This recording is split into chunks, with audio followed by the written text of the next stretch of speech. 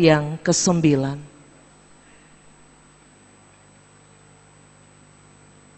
Yesaya pasal 65 ayat pertama hingga ayat yang ke-9.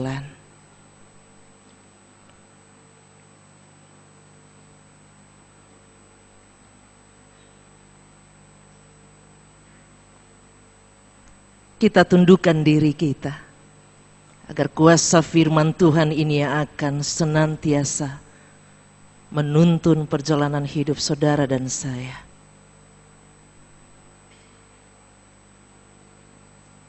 Ajarkan kami sebagai seorang murid yang memiliki hati untuk mendengar. Dan kami boleh merasakan sentuhan Tuhan melalui kebenaran firman Tuhan ini. Mampukan kami dengan kepekaan yang kami miliki untuk dapat memaknai kebenaran firman Tuhan ini dalam perjalanan hidup kami.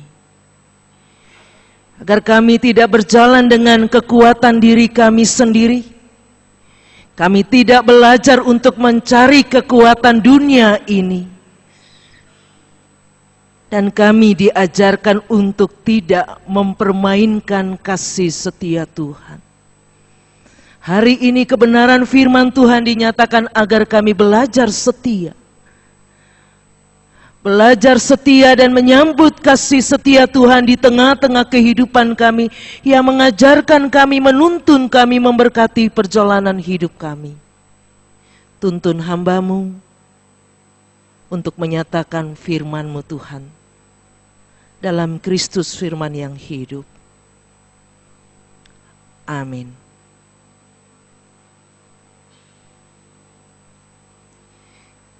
Yesaya pasal 65 ayat pertama hingga ayat yang ke-9. Aku telah berkenan memberi petunjuk kepada orang yang tidak menanyakan aku.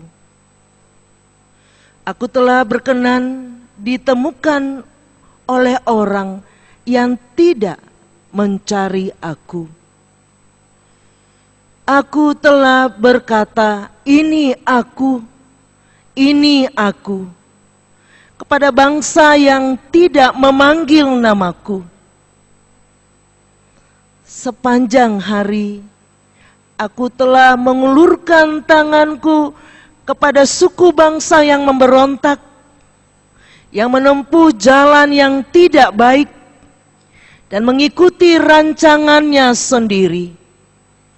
Suku bangsa yang menyakitkan hatiku senantiasa di depan mataku dengan mempersembahkan korban di taman-taman dewa dan membakar korban di atas batu bata, yang duduk di kuburan-kuburan dan bermalam di dalam gua-gua, yang memakan daging babi dan kuah daging najis ada dalam kuali mereka, yang berkata, menjauhlah, jangan merabah aku, nanti engkau menjadi kudus olehku.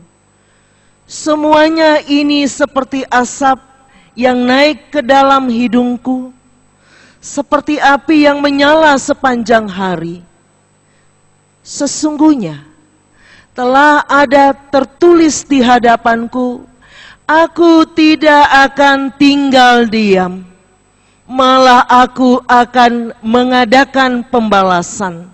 Ya, pembalasan terhadap diri mereka, atas segala kesalahan mereka sendiri, maupun atas kesalahan nenek moyangnya. Semuanya serentak firman Tuhan. Sebab mereka telah membakar korban di atas gunung-gunung dan mengabaikan aku di atas bukit-bukit. Memang aku akan menakar ke dalam jubah mereka upah untuk perbuatan-perbuatan mereka yang dahulu. Beginilah firman Tuhan. Seperti kata orang, jika ada tandan buah anggur masih terdapat isinya, janganlah musnahkan itu, sebab di dalamnya masih ada berkat. Demikianlah aku akan bertindak oleh karena hamba-hambaku, yakni aku tidak akan memusnahkan sekaliannya. Aku akan membangkitkan keturunan dari Yakub, dan orang yang mewarisi gunung-gunungku dari Yehuda, orang-orang pilihanku akan mewarisinya, dan hamba-hambaku akan tinggal di situ. Itu kata firman Tuhan bagi kita. Berbahagialah kita yang mendengarkan firman Tuhan ini, memeliharanya, dan mau melakukannya. Haleluya. Haleluya, haleluya, haleluya.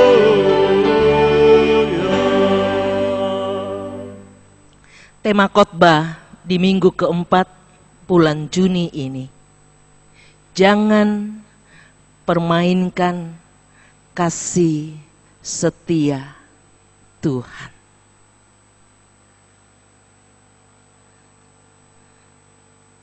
Bapak Ibu yang Tuhan Yesus kasihi, beberapa tahun yang lalu saya pernah berjumpa dalam satu pelayanan dengan satu keluarga. Dalam pandangan mata manusia, dapat dikatakan keluarga ini memiliki segala sesuatu. Dalam pandangan mata manusia, keluarga ini tidak kekurangan. Tapi satu waktu, ibu dari keluarga ini mengalami pergumulan penyakit yang pada akhirnya menutup usia dengan sia-sia. Ketika disampaikan bagaimana kehidupan ibu ini, kehidupan yang dijalani adalah kehidupan yang bermain dengan kuasa jahat. Kehidupan yang dijalani atau kehidupan yang diandalkan di dalam apa yang dicapai dalam kehidupan rumah tangganya adalah bermain dengan ilmu hitam.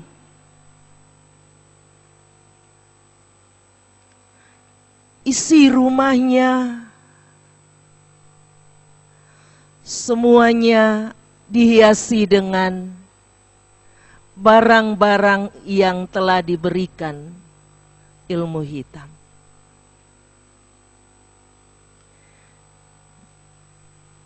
Bahkan sampai pada akhirnya jenazah sang ibu ini akan dimakamkan. Peti jenazahnya diisi dengan barang-barang yang digunakan. Bapak, ini bukan cerita saya kutip dari buku, tapi ini tadi saya katakan beberapa tahun yang lalu saya berjumpa dengan bagian peristiwa ini di dalam pelayanan yang Tuhan percayakan.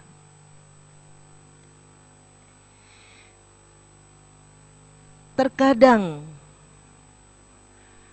ada yang kita tidak dapat tinggalkan untuk kita merasa hidup ini akan lebih membuat kita memiliki sesuatu dengan cara-cara yang demikian. Mungkin kita tidak seperti umat Israel membakar korban di gunung-gunung. Mungkin kita tidak membawa korban-korban bakaran untuk menjadi persembahan. Tapi kenyataan hidup dalam kehidupan orang percaya masa kini, ilah-ilah lain dalam kehidupannya itu ada dan menjadi bagian kekuatan hidup orang percaya.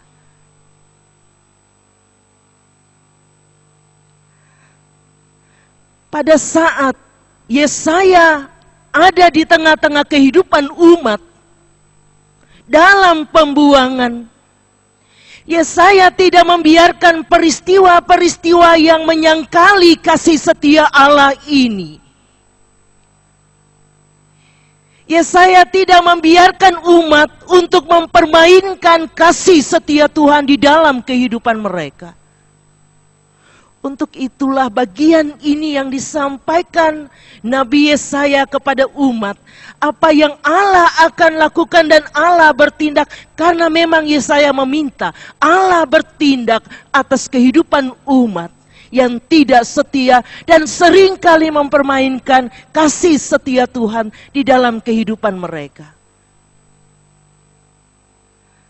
Ada dua gambaran kehidupan yang dinyatakan di dalam kitab Yesaya pasal 65 ini.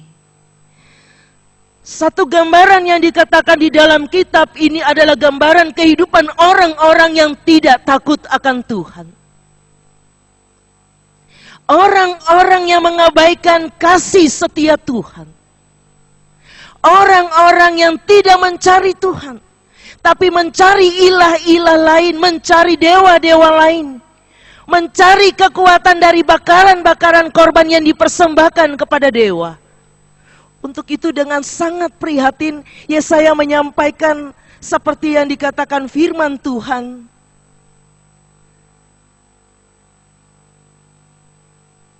Aku berkenan memberi petunjuk kepada orang yang tidak menanyakan aku. Aku berkenan ditemukan oleh orang yang tidak mencari aku. Aku telah berkata ini aku kepada bangsa yang tidak memanggil namaku. Pernyataan firman Tuhan ini mengingatkan saudara dan saya betapa Allah berduka atas kehidupan umat pilihannya pada waktu itu. Betapa Allah disakiti dengan perbuatan-perbuatan yang mempermainkan kasih setia Allah pada waktu itu. Mungkin bagian yang pertama ini perlu kita renungkan bersama. Tahu akan kehadiran Allah. Mengaku Allah hidup dalam kehidupan saudara dan saya. Tapi seringkali kehidupan kita ditutupi atau kita mempermainkan kasih itu menurut apa yang kita inginkan. Tadi saya katakan mungkin bukan korban bakaran yang Bapak Ibu dan saya persembahkan kepada dewa. Tadi saya katakan mungkin bukan kita naik ke gunung-gunung untuk memberikan korban bakaran itu. Tapi ilah-ilah lain dalam kehidupan kita. Hawa nafsu kita. Keinginan-keinginan duniawi kita. Merasa diri hebat di dalam kehidupan ini dan dikatakan mengandalkan diri sendiri.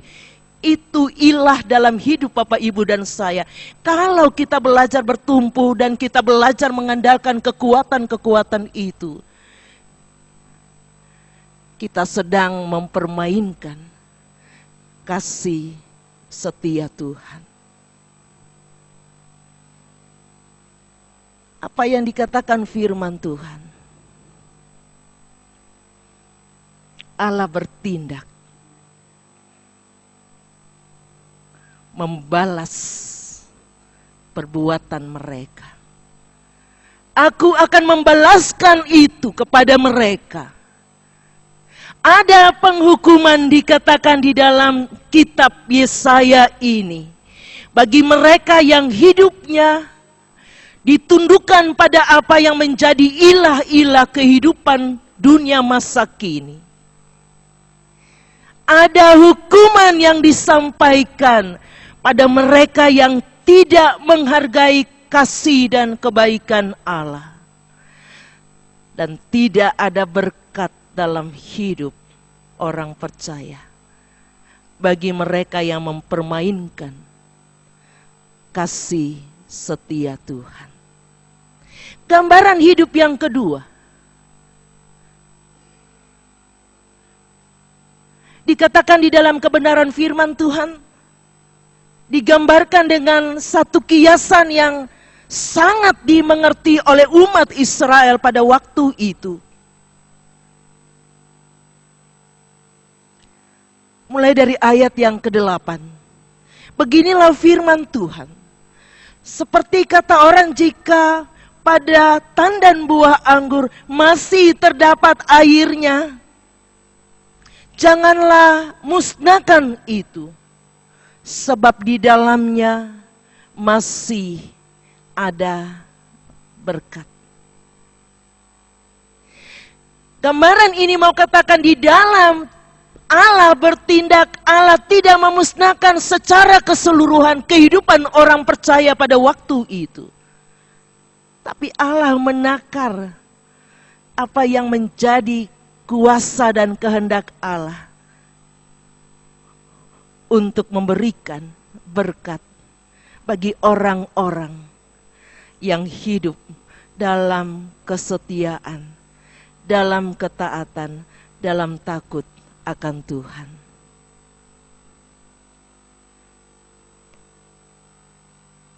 Ada berkat yang tersedia. Bahkan dikatakan keturunan Yakub akan dibangkitkan. Yehuda. Dan mereka diperkenankan Allah untuk tinggal di atas gunung Tuhan. Berkat itu dinyatakan Allah bagi setiap orang yang hidup dalam takut akan Tuhan. Dalam ketaatan, dalam kesetiaan. Dua gambaran ini, kecenderungan Bapak Ibu dan saya hidup pada gambaran yang pertama atau yang kedua.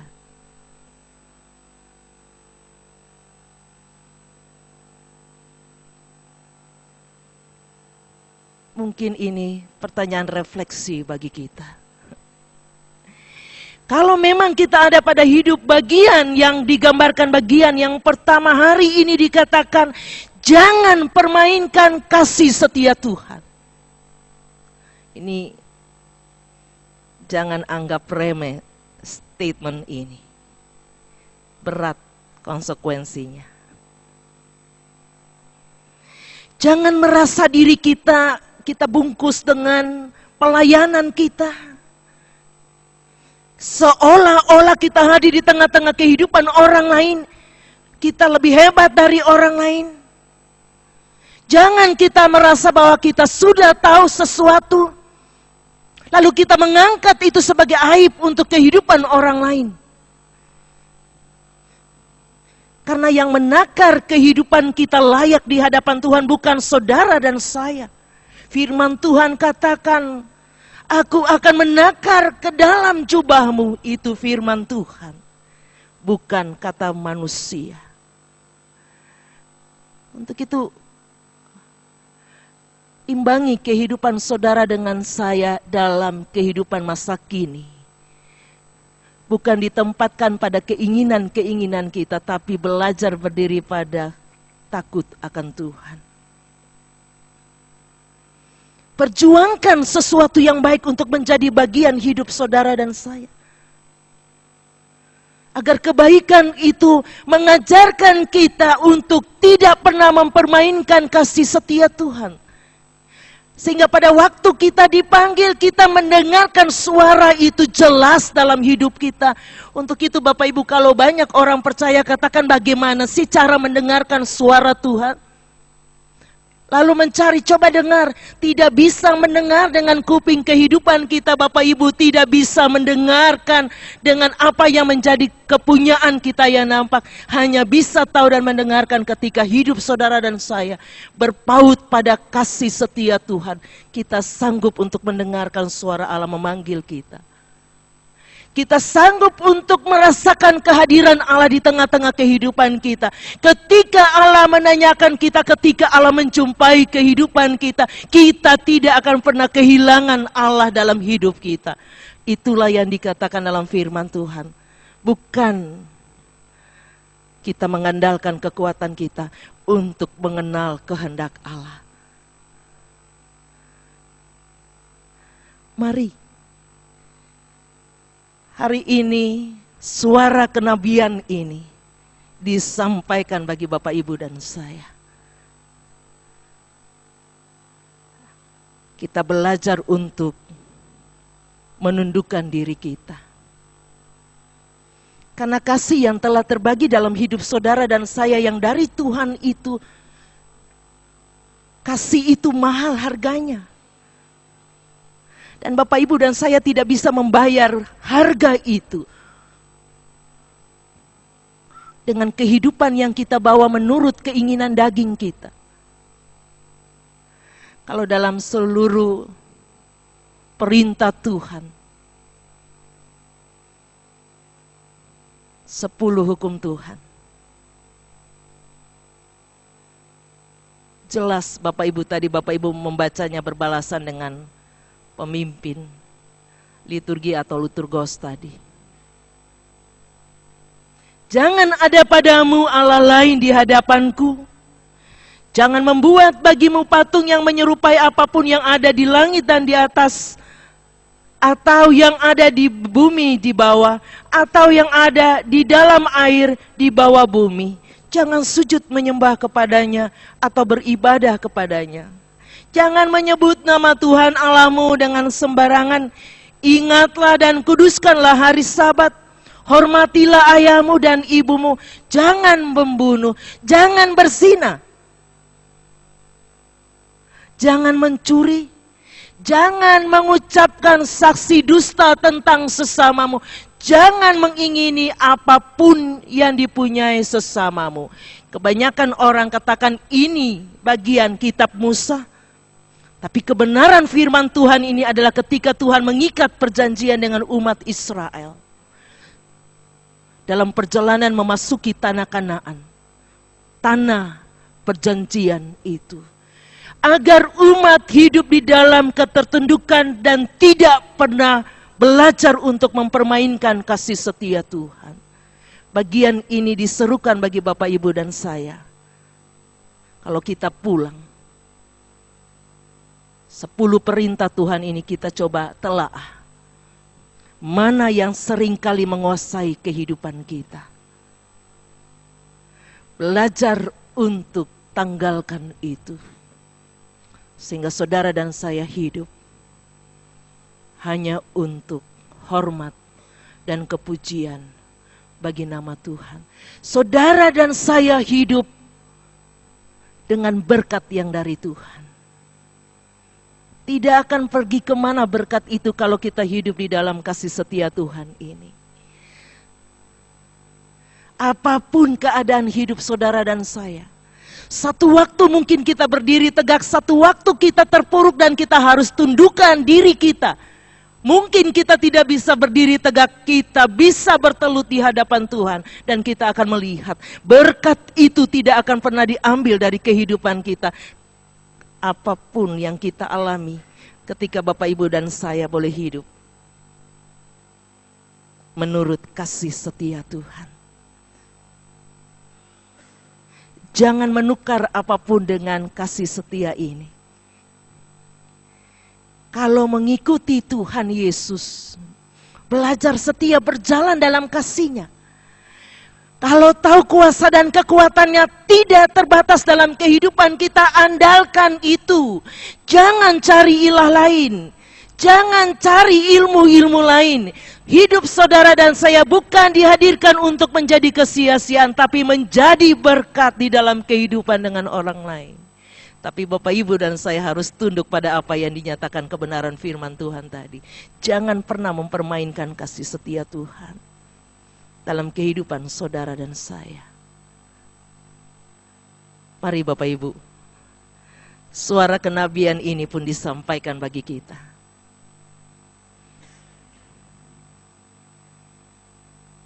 Tidak dibuat-buat, tidak direkayasa. Tapi suara kenabian ini diberitakan agar hidup Bapak Ibu dan saya, kita boleh hidup di dalam penghargaan akan kasih setia Tuhan. Sambutlah kasih setia Tuhan dengan hidup Bapak Ibu dan saya yang berkenan di hadapan Tuhan. Maka berkat-berkat itu, bahkan dikatakan kalau dalam bahasa Yesaya, kita akan layak tinggal di atas gunung Tuhan. Ada sesuatu yang tinggi dikatakan di situ. Ada sesuatu yang mulia dinyatakan di situ. Kita akan tinggal bersama dengan Tuhan dan hidup di dalam Tuhan. Ketika hidup yang kita bawa adalah hidup yang tidak mempermainkan kasih setia Tuhan. Selamat berjuang Bapak Ibu untuk bertanding dalam kehidupan ini. Jangan bertanding dengan kekuatan dunia, tapi bertanding dengan kasih setia Tuhan tadi. Maka apapun tantangan hidup ini, Bapak Ibu dan saya akan menang. Menang bukan berarti kita mengalahkan apa yang menjadi hal-hal duniawi, tapi menang dalam pengertian iman kita tidak pernah goyah untuk mencari kasih setia yang lain. Hanya di dalam Kristus Tuhan kita, kasih setia itu terbagi untuk saudara dan saya. Amin.